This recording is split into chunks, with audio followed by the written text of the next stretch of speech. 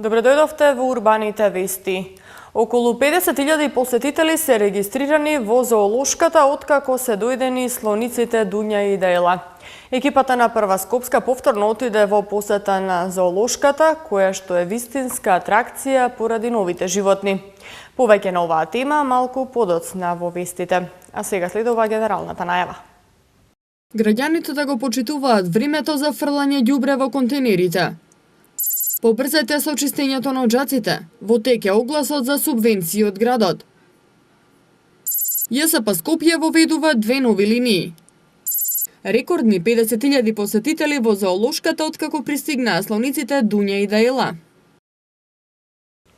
Граѓаните вината за преполни контейнери ја наоѓаат во јавното претпријатие Комунална хигиена, а оттаму посочуваат дека времето одредено за фрлање ѓубре во контейнерите не се почитува од страна на граѓаните. За таа цел апелираат да се почитува времето со цел контейнерите да не стојат преполни до следниот ден. Исто така се апелира и за можноста кабастиот отпад бесплатно да се одложи во центрите за рециклирање, а не да се остава покрај контейнерите. Собирањето на комуналниот отпад има директно влијание врз зачувувањето на урбаната животна средина од аспект на санитарно и еколошко значење.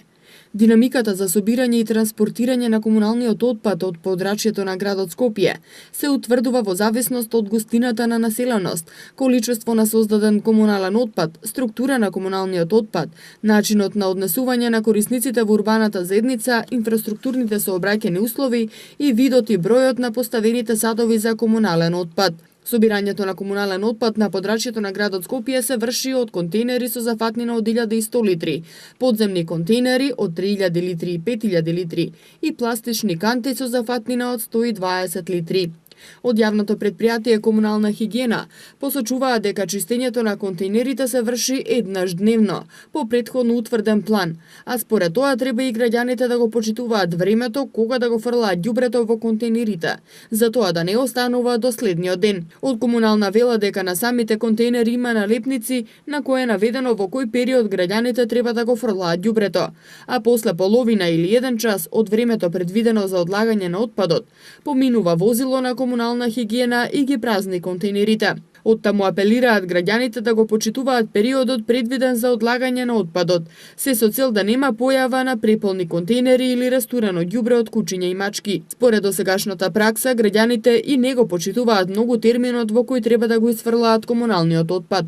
Освен комуналниот отпад, граѓаните честопати и покрај можноста за бесплатно одлагање на кабаст отпад во рециклажните центри, знаат некој стар мебел да го остават до контейнерите, велат од јавното претпријатие Комунална хигиена. Одлагањето кабаст отпад е бесплатно доколку се донесе со сопствен превоз до центрите за селекција. За транспорт на кабастиот отпад може да се користат и возила и работници на Комунална хигиена или пак само возила. Оваа услуга граѓаните може да ја добијат во договор со претпријатието и со извршена наплата за услугата. Па така, доколку граѓанинот сака кабастиот отпад да биде земен од неговиот дом со возило од Комунална хигиена и при тоа да биде утоварен и истоварен од страна на 2 работници од претпријатието, за една тура тоа ќе чини 1733 денари со вклучен ДДВ. А доколку па граѓаните сами го товараат кабастиот отпад, а имаат потреба само од возило на Комунална, за оваа услуга ќе треба да платат 893 денари. Што се однесува до хигиената на улиците, односно миење и метење на истите, од Комунална посочуваат дека со автоцистерните редовно се мијат улиците и тоа во прва и втора смена, опфатени се улици низ сите општини освен во центар, кога улиците се мијат во трета смена. Така е одредено по програмата и планот за работа на претпријатието. Сезоната на автоцистерните е од 1 април до 30 октомври, бидејќи само тогаш постојат услови за работа. Во спротивно, коловозите може да замрзнат. Затоа колку често се метат и мијат улиците, од Комунална вела дека чистењето на јавните сообраќајни површини е во зависност од повеќе параметри. И тоа густината на населеност, фреквенцијата на луѓе и моторни возила, степенот на нечистотија, степенот на пречки, инфраструктурни сообраќајни услови и начинот на однесување на граѓаните во урбаната средина. Во тек е огласот за доделување субвенции од град Скопје за чистење оџаци. Огласот ќе трае заклучно со 22 ноември, а се реализира по принципот прв дојден, прв услужен. Од градот апелираат граѓаните да побрзаат со чистењето на оџаците за да имаат можност да се пријават на огласот за субвенции. Градот Скопје ги повикува граѓаните да се пријават на јавниот повик за субвенционирање на домаќинства и на други субјекти на подрачјето на град Скопје за чистење оџаци за 2018 година. Повикот е во тек и ќе трае заклучно со 22 ноември оваа година, а се реализира по принципот прв дојден, прв услужен. Со овој повик градот Скопје ќе им надомести дел од трошоците на домаќинствата и на другите субјекти за чистење на оџаците во износ од 1000 денари, а на јавниот повик може да учествуваат физички и правни лица чие живеалиште, односно седиште е на подрачјето на град Скопје. За надоместување на дел од трошоците и докажување дека критериумите за учество се исполнети, барател до градот Скопје треба да достави барање за надоместок, фотокопија од лична карта или пасош, а за правни лица тековна состојба, потврда за реализирано чистење на оџак, подпишана од стручно лице што го исчистило оџакот, фискална сметка од фирмата регистрирана за дејност чистење оџаци издадена во период од почетокот на јавниот повик, 25 септември, до денот на завршувањето на повикот, и фотокопија од трансакцијска сметка. Барањето за искористување на правото за надоместок на дел од трошоците заедно со потребната документација треба да се достави во затворен плик во архивата на град Скопје секој работен ден од 8:30 до 15 часот. Од утре до недела ЈСП Скопје ќе воведе 2 привремени автобуски линии, и тоа од Ново Лисиче до спортскиот центар Борис Трајковски и од Дексион до Борис Трајковски. Двете линии се воведуваат за полесен пристап на посетителите на сајмот на мебел, кој од утре почнува во спортскиот центар Борис Трајковски. ЈСП информира дека од утре до недела во редовниот линиски превоз ќе бидат вклучени 2 привремени линии кои ќе се обраќаат до спортскиот центар Борис Трајковски.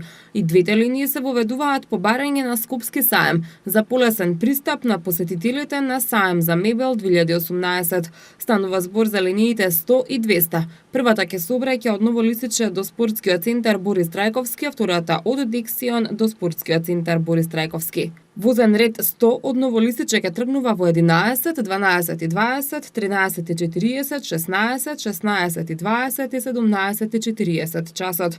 Од спортскиот центар Борис Трајковски назад кон Ново Лисиче од 11:40, 13, 14:20, 15:40, 17 и 18:20 часот.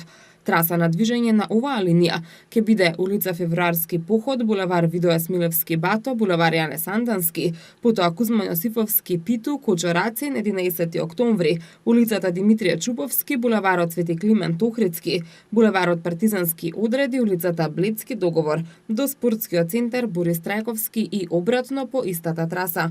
Додека возниот ред 200 од Дексион ќе тргнува во 11:20, 12:40, 14, 15:20, 16:40 и 18 часот. Возниот ред од спортскиот центар Борис Трајковски кон Дексион ќе биде од 12, 13:20, 14:40, 16, 17:20 и 18:40 часот. Траса на движење на оваа линија се улиците Црногорска, Кузман Шапкарев, Ѓорче Петров, булеварот Партизански одреди, Бледски договор до спортскиот центар Борис Трајковски и обратно по истата траса. Системот на јавното сообраќајно претпријатие Скопје е несовремен и не дава економски бенефит. Токму затоа градската администрација работи на можноста за формирање или дооформување на сосема нов концепт на јавен превоз. Градоначалникот на Скопје Петре Шилегов изјави дека во текот на следната година би можеле да бидат познати првичните контури на новиот систем на јавен градски превоз во главниот град. Тука не постои простор за импровизација, затоа што луѓето ги имаат секојдневните потреби за јавен транспорт.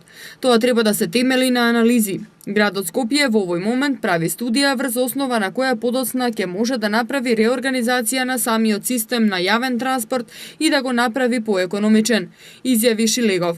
Шилегов изјави дека во ноември ќе биде завршена постапката за промена на системот на наплата на билети во градските автобуси на ЈСП Скопје. Според него, со овие чекори на модернизација на јавниот превоз и со набавката на нови 40 автобуси на газ, ќе се подобри услугата од која граѓаните секојдневно имаат потреба. И конечно ќе се промени концептот на јавен превоз од 1984 година. Едукативна работилница за начинот на здравата исхрана кај децата и спортски активности денеска се одржува во Основното училиште Кирил и Методиј во Стајковци. Предавања за здравата храна на наставниот кадар одржа нутриционистката Цвета Динева, која истакна дека здравата исхрана е превенција за многу болести. Во Општинското основно училиште Кирил и Методиј во Стајковци денеска беа организирани низа активности по повод Меѓународниот ден на учителите. Директорката на училиштето, магистер Ана Петровска, за прва скопска изјави дека овој ден одлучиле да го одбележат на посебен начин, од причина да научат нешто ново, но и да ги освежат знаењата за здравата исхрана и здравите навики. Во нашето училиште секоја година на различен начин се одбележува Светскиот ден на учителот, но оваа година со колегите решивме да биде на еден поинаков начин кој што ќе биде поубав, поинаков, потрендовски, посветски. Значи организиравме спортски активности во кои што за колегите, значи за наставниците, за наставниот кадар, каде што понеделнички ќе делува енергетски, ќе бидат свежи, полни со енергија, полни со мотивација и целата ова учебна година од овој ден на учителот до следната учебна година да бидат мотивирани, среќни, исполнети и пред се здрави, за да можат да се посветат како на себе, така и на професијата и да бидат позитивен на учениците дека треба да спортуваат и да се хранат здраво. Нутриционистката Цвета Динева смета како ќе се хранат децата во секојдневието многу зависи од домот, но исто многу зависи и од наставниот кадар. Пред се во детските градинки, па во основните и средните училишта, па дури и во студентските денови. Правилната исхрана е од витално значење за она кои сме ние, вели Динева. Таа смета дека на оваа тема треба да и се посвети поголемо внимание со цел да имаме здрави генерации. Нездравата храна во секојдневието, што на училиште, што дома, што на улица, купување брза храна. Потоа, цело време ангажираност, односно поминување време на децата со телефони, со лаптопи, таблети и така натаму. Некомуницирање нормално меѓу себе. Пиење се друго како напиток, вода не пиење. Легнување не на време, станување не на време. Сите овие фактори, кога ќе се соберат, веќе свесни сме и самите ние, дека создаваат генерации кои што се навистина со голем потенцијал за развивање на разни болести. Автоимуни заболувања, дегенеративни заболувања. Јас можам да кажам, мене ми е многу жал што ќе го кажам овој факт. Значи, се повеќе деца со јувенилен диабет, оној диабет што се јавува на мала возраст, се повеќе на млади години мултиплекс склероза, како што е едно девојче од 12 години невидено, значи такви болести на оваа возраст, и да не набројувам понатаму, а сето ова е тесно поврзано со овие фактори претходно што ги кажа. Динева апелира вакви предавања да се одржуваат организирано и да се ангажираат компетентни луѓе, нутриционисти да ги држат предавањата, бидејќи само така ќе има резултати. Со внесувањето на здравата храна кај децата се зголемува и имунолошкиот систем, а со тоа стануваат и поимуни на сите вируси и болести. Покрај предавањето за здравата храна, во училиштето се одржуваат и спортски активности, како и еколошка едукација кај децата од страна на наставничките. И денес ние наставниците на еден таков начин преку спортски активности го одбележуваме нашиот ден, а тоа е денот на учителот, каде што учествуваат сите наставници од нашето училиштето, како и наставниците од подрачното училиште Страчинци. За здрав живот, покрај спортски, физички активности, знаеме дека е потребно и здрава храна, така да денес, денот, го започнавме со спорт, а продолжуваме со следна активност, а тоа е активноста за здрава храна. Во нашето училиште веќе долги години се имплементира проектот Интеграција на еколошката едукација во македонскиот образовен систем.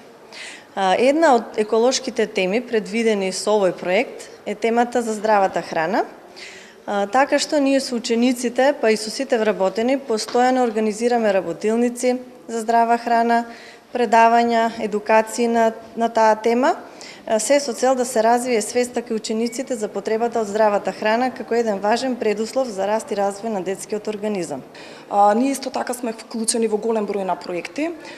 Последниот проект кој што го работиме се антрополошки мерења кај учениците, каде што се избра одредена група на ученици, каде што се изврши мерење на нивната височина, мерење на нивната тежина и мерење на масното ткиво, каде што ќе се изврши проценка за тоа дали тие имаат нормална тежина за нивната возраст и доколку се увиди дека тие немаат нормална тежина за нивната возраст, ќе им се даде еден променет режим на исхрана каде што тие ќе може да имаат да ја доведат својата нормална тежина во нормала. Учениците од Средното електротехничко училиште Михајло Пупин добија договори за практична настава во Евана, со што ќе добиваат надомест за тоа што извршуваат практична работа на терен. Со исто тоа преземаат одговорност. За 3 години, кога учениците ќе го комплетираат своето образование, треба да се вработат во оваа компанија. Ученици од специјалната Евана паралелка во Средното електротехничко училиште Михајло Пупин добија договори за месечен надомест за практична обука во оваа компанија. На овој начин тие покрај тоа што ќе стекнуваат практично искуство неопходно за вклучување на пазарот на труд по завршување на образованието, ќе добиваат надомест за тоа што со извршување практични работи на терен преземаат одговорност. Овој клас постои веќе втора година и учениците може да одат на терен и да извршуваат реални обврски заедно со монтерите на Евана. Овој модел е пресликан од австрискиот. Тоа е модел на дуално образование, каде што учениците од една страна во училиштето го добиваат потребното образование, но од друга страна работат кај компаниите и добиваат чувство за практична и реална работа, што би требало во иднина да ја извршуваат.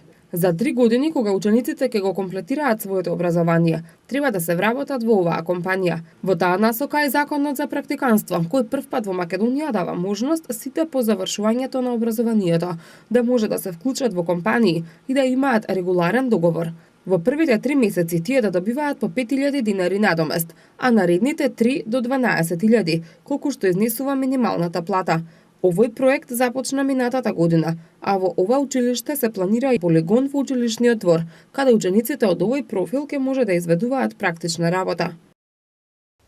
Откако дојдоа новите жители, слониците Дуња и Даела во Скопската зоолошка градина, забележано е зголемување на бројот на посетители, особено за време на викендите.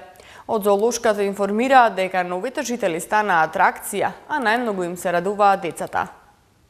Зоолошката градина во Скопје изминатата недела бележи рекордна историска посетеност, а тоа се должи на новите жители, слониците Дуња и Даела. Откако се донесени слониците, регистрирани се околу 50.000 посетители. Тина Мицковска од зоолошката градина се надева дека ќе го продолжат истото темпо, бидејќи очекуваат и во наредниот период да пристигнат и други животни, кои ќе бидат атрактивни за граѓаните, а со тоа многу се унапредува зоолошката градина. Посетителите кои сакаат да ги видат слониците треба претходно да се информираат во кој период од денот може да го сторат тоа. На слончињата наутро имаат своји утрински ритуали, имаат тренинг со нивните зоонегуватели, затоа се надвор од 10 часот па до 7 до 15-30 часот, а потоа не се чисти нивното надворешно живеалиште и се префрлуваат внатре и затоа ќе ги замолам посетителите доколку сакаат да дојдат да ги видат, да дојдат во тој период. Пред влезната врата на зоолошката градина поставена е корпа за донации, бидејќи сите што доаѓаат да ги посетат животните се со намера да ги хранат, а тоа е строго забрането. Во корпата граѓаните може да остават храна, а потоа вработените да одредат што е добро да им дадат на животните. Апелирам до граѓаните доколку сакаат да дојдат во зоолошката градина, сакаат да ги хранат животните, да не го прават тоа, туку да донесат донација во вид на храна да остават во корпата, тоа се зеленчуци, овошја, значи тоа што претежно јадат нашите животни. Тина додава дека и покрај предупредувањата граѓаните продолжуваат да ги хранат животните и тоа со храна која не е здрава за нив и дури на 90% од животните може да им наштеди. Многу луѓе мислат на пример дека зелката е здрава за животните, доаѓаат со намера да ги хранат со зелка, но зелката овдака на 90% од животните многу им штети бидејќи им создава киселини. А понатаму исто така и бананите, значи секое животно од мемунчињата пример кои што јадат банани, може да дојдат до дијабетис, значи значи односно од покачување на шеќер во крвта и може да настрада тоа животно. Исто така и за многу други овошји и зеленчуци кои што мислат дека се здрави за нив, всушност за одреден дел од животните не се, така да најбо да остават тоа да го прават за негователите и да не ги хранат на своја рака. Хармонија Мунди е насловен симфонискиот концерт кој ќе се одржи во Македонската филхармонија на 12 октомври. На овој концерт ќе биде представен атрактивен видео и аудио настан. На 12 октомври во 20 часот Македонската филхармонија ќе го одржи симфонискиот концерт Хармонија Мунди, кој ќе представи атрактивен и уникатен видео-аудио перформанс. Под диригентската палка на маестро Емил Табаков ќе биде изведено фантастичното дело Планети од Густав Холст, кое ќе доживее и видеоанимација, дело на Милчо Зунов од Студио 3D. Грандиозното дело на англискиот композитор ќе биде изведено на сцената на Македонската филхармонија по подолга пауза, а првпат доживува и видеопридружба која ќе ги збогати сетилата. Во изведбата на Планети учество ќе земе и хорот Проарс, подготвен од диригентот Сашо Татарчевски. Солист на концертот Хармонија Мунди е врвниот македонски контрабасист Ѓорѓи Цинциевски, кој ќе го изведе концертот за контрабас и оркестар од Емил Табаков, а оваа вечер ќе биде изведено уште едно негово мощно, интересно и иновативно дело – астрална музика. Утре и во наредните денови ќе преовладува сончево време со малку постудени утра, а дневните температури ќе бидат без позначителни промени. Како што соопшти управата за хидрометеоролошки работи, најстудено ќе биде в четврток со утринска температура од -1 до 9 степени, а дневните температури ќе се движат од 18 до 26 степени. Во Скопје утре температурата ќе достигне 25 степени, в среда 24, четврток 26 и петок 25 степени. Тука е крајот на вестите. Ви благодарам на вниманието, а за повеќе информации посетете нашата веб страна matama.mk и следете на социјалните мрежи Facebook, Twitter и на YouTube. Пријатно!